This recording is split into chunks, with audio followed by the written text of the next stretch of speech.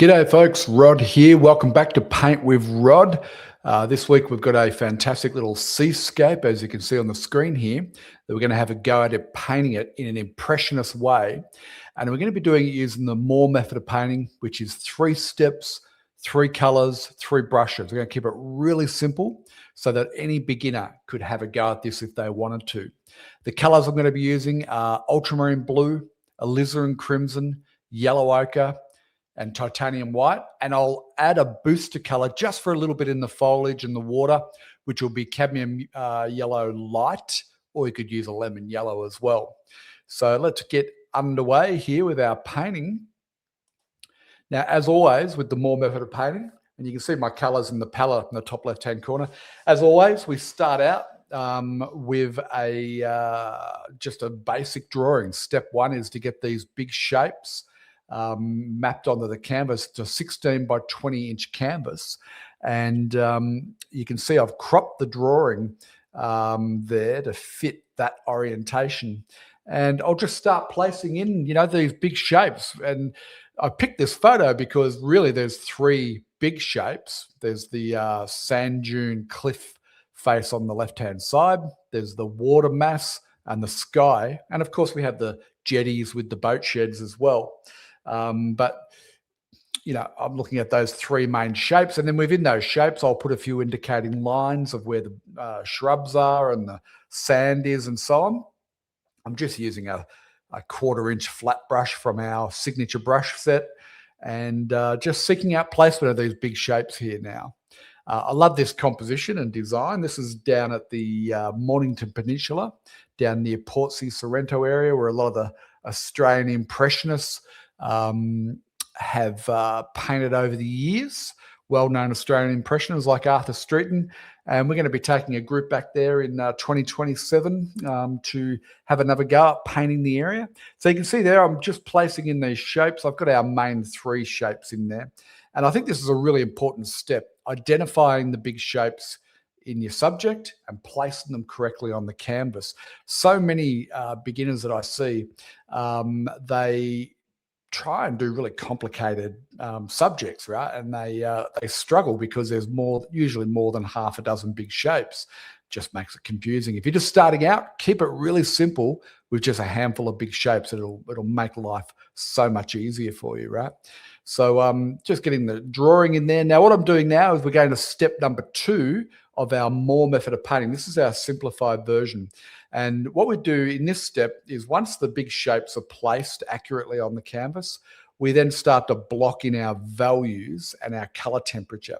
So I start with my darkest darks, which is the shadows within this foliage here. And I've just mixed up a chromatic dark from my basic colors. I've mixed up ultramarine blue, alizarin crimson, and then a little bit of yellow ochre, and that will give me a chromatic dark. You don't need to buy black, right? And then as this foliage gets further and further away, I'll lighten it slightly, a little bit of white into it, and I'll cool the temperature by adding a bit more blue. And you can see the difference there, right? Cooling the temperature off, and you can see as I've gone backwards into the foliage a bit further away, it's lighter in value again, and it's cooler in temperature again. Then I'll just mix up an earthy tone to put down as the shadow for this sand here. And you can see there, just placing it in. This is a mid-size 1/2 inch flat brush. And I start out really rough, loose in my approach. Just as long as I'm mapping in, the right values and the right color temperature, then I'm pretty happy, just to get that in. So there's our first big shape mapped in with our values and temperature. And we're going along nicely. A little bit of sand color down there where the sand is. And note that when we're blocking in, I block in the value, the shadow value first, right? We'll come back in and we can put light over all of this.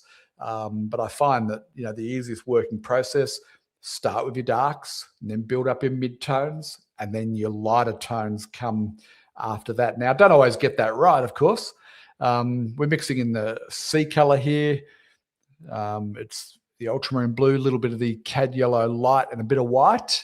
And we'll run that in for the horizon. And then as we come closer into the shore, we'll you can see how great these flat brushes are for doing this sort of thing, right? get a nice line there. Yeah, as we come closer to the foreground, we'll add more yellow in and it'll start to get greener, as you can see here. Now, this is my first pass.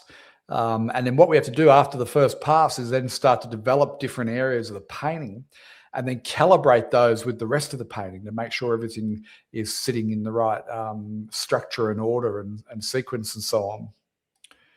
Okay, so continuing to block in here, I'll block around the jetties and the boat sheds. And then get into the foreground area here. Typically when, the water comes in close to shore, it's going to get shallower. So there's going to be more yellowy sand that appears. So I just add a little bit more yellow ochre and white in there. Now, again, this is a very rough first pass. Let's get on to our second stage of this painting here. You can see this is where we left it off after the first session. So I've painted this over 3 different sessions, right? So now I'm coming in, I'm going to work on the sky. If you look real closely at the photo, you'll see there's a warm haze on the horizon line there. So I'll get that in with yellow ochre and a little bit of alizarin crimson. So I like to paint it right up into the sky and then pull my blue down. So ultramarine blue and white, pull that down into that hazy effect. And then I'll just connect the two. Now, looking at that, the sky might be a little bit light in value overall. I might need to darken that as we go. Okay, so just working on the ocean there, smoothing that out.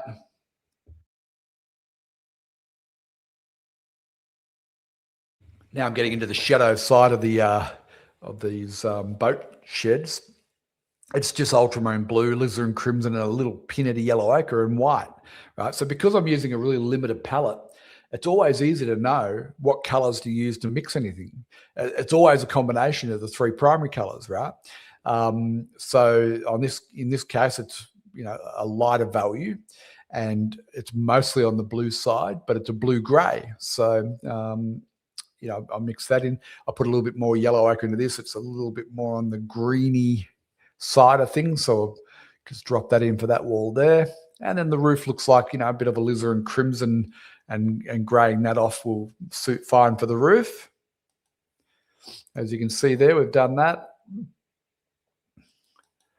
Smoothing out around placing in the jetty. Now I'm using a 1/4-inch flat brush here. And to be honest, I probably should have gone for a smaller brush. It's just got a bit blocky. So I'll need to cut back into that later on as we go. Bit of light on the edge of the pier there, the jetty. And a little bit of shadow under it. So that's always important to anchor it into the water there. So now we'll do the same thing with the other boat shed. It's an unusual looking thing. It's almost like a little castle. So we'll get that one in as well. And you can see there I'm using my rigger brush just to get some dots and dashes and a bit of dark and a little bit of light into there. So we're starting to develop up, what I guess is the focal area, the 2 jetties and the 2 boat sheds there, starting to build those up at this stage. And you can see my hand's not that steady, and I end up making a big blotch there. That's okay. Don't worry about that. We can fix all these sort of things up as we go with the painting. And I probably should have been using a mull stick to give my hand a bit more steady support there. So we're progressing along nicely. What we need to do now is start to build up this foliage here. So I've gone to the palette knife, and what I'm doing is I'm just mixing up ultramarine blue, more yellow ochre into the mix, and pinhead of the alizarin crimson and white, right? And we're just getting a earthy green, mid-value green into this, and start to lay on some of that foliage color. And I'm copying, or I'm using the photo as a reference. I'm not copying it like a slave, if that makes sense. For me, the photo is a launch pad, right? I want to create a piece of art. So I just go largely with my intuition. I look at the photo to find out where different masses of color and light and shadow are. But then beyond that, I'm really bringing my own feel to it, mixing up a lighter sand color here, yellow ochre and white mostly, bit of muck off the palette. And I'm going to use a palette knife here, and let's build up this sand in here. And I'm going to use the knife to try and get some expressive marks. You know, I don't want it to be flat and boring. I want it to be really painterly. I want to be able to see the marks that I make in the painting. So the palette knife's, you know, one great tool for doing that, obviously.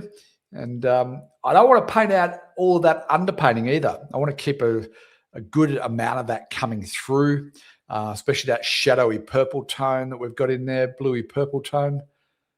These things are important. We build it up in layers, and we will need to leave some of the under layer to come through. So a little bit more on the green side now.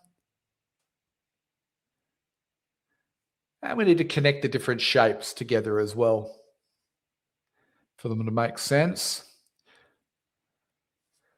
So that's coming along nicely. You can see how we just start to build the painting up bit by bit.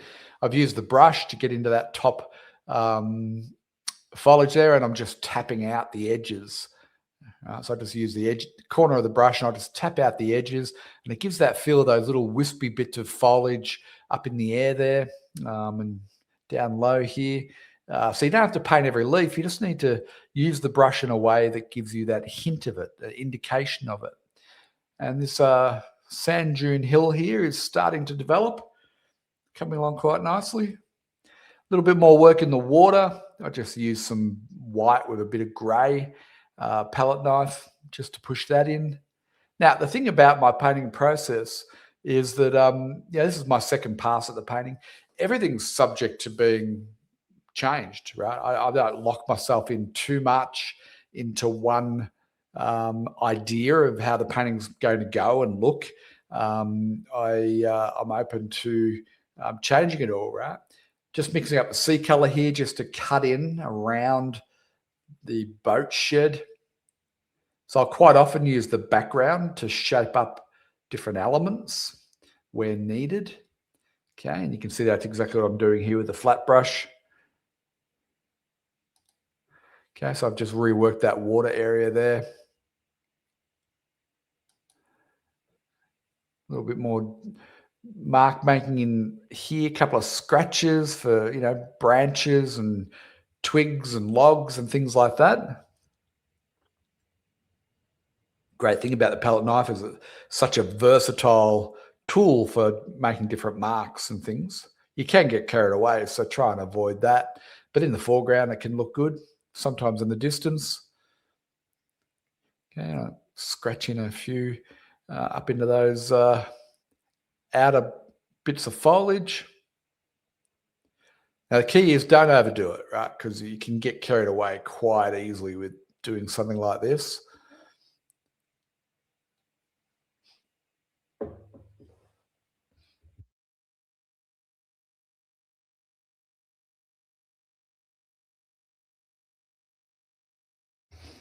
Okay, that brings us to our, jumped ahead too much. That brings us to our third session now. I'm going to have another go at painting this, and I'm going to rework the water and the sky. I feel like the sky is too light a value, so we'll rework that. And I also felt like the jetty was a bit clumpy, so I'm going to try and pull that back. And as you can see, using the water to paint around there. And notice that my water now is a lot more saturated, you know, rightly or wrongly. I just felt when I looked at it, it was all a bit dull in the water in the sky. So I'm going for a lot more saturated paint here, reworking it all. You can see how much, and I'm going darker as well, because I just felt it was a little bit light by comparison with the hillside. So if I darken this up, then obviously my sky is going to need to be darkened up as well. So we'll keep working on the water here. Okay. And then I'm going to come back in and repaint the boat sheds and darken those up and make them stand out a little bit more here. Okay, so this is quite often the process I'll go through where I have to rework areas. I'm going to punch in a little bit more light into some of this foliage. Got a big brush. Okay, and I'm just laying that paint down. Okay, now I'm into the sky. So I've remixed the ultramarine blue and the white. I just want to darken the sky up. Notice I'm using a big brush and I'm not mucking around here. But one thing I am doing is, because I've come back in to this painting, there was a few days gap and it had dried off, right? So what I'm using is a gel, which is a Gamblin solvent-free gel. It's an oil-based medium, and it enables me to come back in and paint back over something that was starting to dry, right? So I've got that rising warmth in the lower part of the sky there, just yellow ochre and alizarin crimson, okay? So yeah, that gel's really good. I quite enjoy using that later in my process now. Bit more establishment in the water. That's just white with yellow ochre and a little bit of alizarin crimson. So rather than paint the water, pure white, I'm just giving a little bit more of a creamy color, like the light's catching on it. I've done a bit more work now into the jetty just to get in some of the shapes and light and so on in there.